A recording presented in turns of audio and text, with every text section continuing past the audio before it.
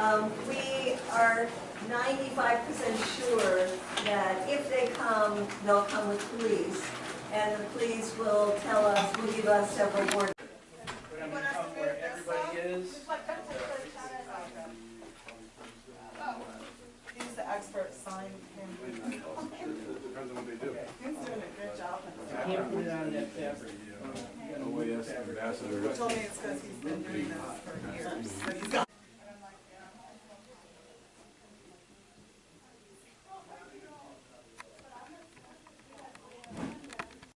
My name's Anya Parampil, and I'm with the Gray Zone, an independent media organization which recently traveled to Venezuela to break the media blockade.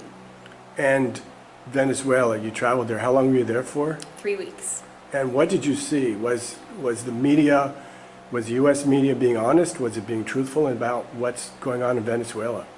If you watch mainstream Western media, you get the idea that the Venezuelan public are experiencing a humanitarian crisis of unmatched proportions, and that they're anxious to see a change in their government, which, according to the media, is to blame for their suffering. But what I found after visiting Caracas and spending 3 weeks there was quite a different story. One of the first things I did was visit Bolivar Square in the center of Caracas, where thousands of people of all ages had lined up for hours so that they could sign a letter, an open letter denouncing U.S. interference in their country and demanding the U.S. government keep its hands off Venezuela. I mean, we're talking about thousands of people who were waiting in line in the hot sun to sign this letter to say that they stand with the Maduro government and their constitution, and they want to assert their sovereignty as an independent nation.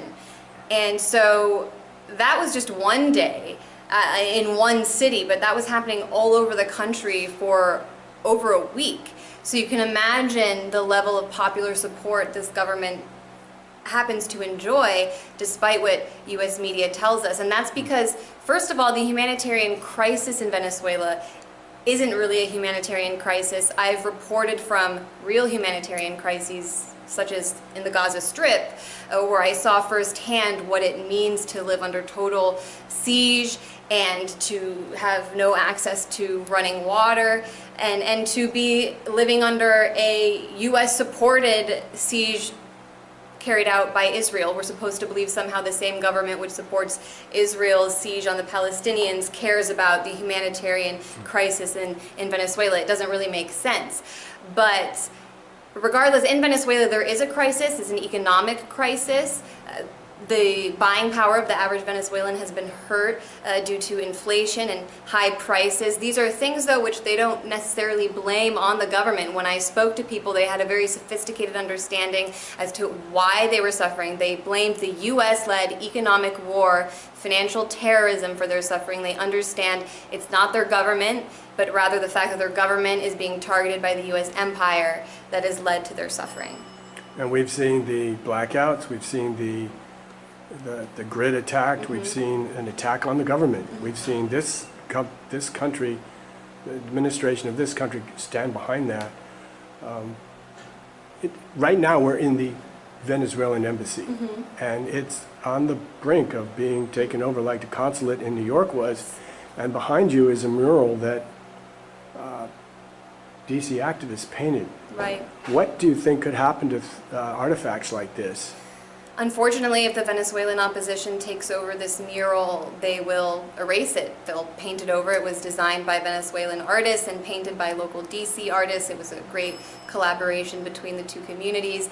But that's kind of a symbol of what the Venezuelan opposition would like to do to Venezuela. Erase the people who have been incorporated into their government through the Bolivarian Revolution, people who before were excluded from society, didn't have access to education, health care, and the opposition seeks to return to those days when people were erased from their society and not recognized as real citizens by their government. And so we can't stress enough the importance of defending this space and continuing to pressure the U.S. government and its allies to keep its hands off Venezuela, respect international law, and not turn down the path of yet another disastrous regime change war. We hear the narrative from the administration that the Maduro government is doing terrible things to its people. We hear leaders in the administration saying that this government needs to be erased and taken out. Is that justified? While I was in Venezuela, I did not see any evidence of Maduro hurting any of his people or even get a sense that there was a police state or security state, which we might have an idea exists based on the way the U.S. media talks about the government there. No, I didn't see any evidence that there's any legitimacy to the claim Maduro is intentionally hurting his own people, or that, you know, I mean, just look at the fact Juan Guaido can ride around freely on a motorcycle despite the fact that he's declared himself president and is cooperating with international forces to invade the country. I don't think anybody who did that here would be free on the streets if they attempted to do something like that in Washington. It's a very good point. I'm like, don't call this. See what he says? This is a real politician does it. He goes, I'm not endorsing her. It's the other way around. And I'm like,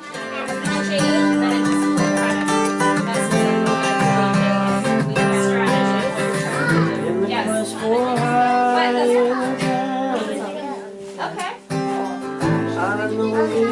Save the drawings. You look at someone's bag. Focus.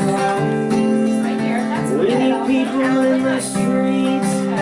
People in the streets. People in the streets. People in Venezuela are certainly doing their part, and more than they want to do, in order to defend their Bolivarian process, their dignity, their self-determination, their independence, their right to determine their own destiny. As we should take as our calling card, regime change should start at home.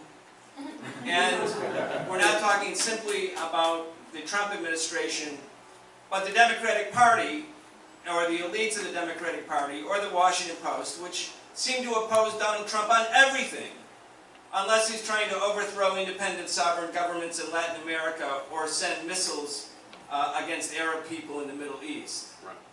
And so we have to act. That's the point of this live stream, is to get the information, to meet each other, and to take action. I can tell you from having been there that if you want to talk about democratic socialism, there's no better model to look to than Venezuela and what they've been able to achieve over just a short period of time. So the United States would like to see that fail, because perhaps if we caught wind of it here, we might demand something similar. And so that's why I think it's very important that Medea, Brian, and so many others have been here in the embassy in Washington, D.C. over the last several weeks to protect it. And I hope more people watching at home and here can join us over the next few days. I know I'm definitely planning on being here at some point, and definitely on Thursday.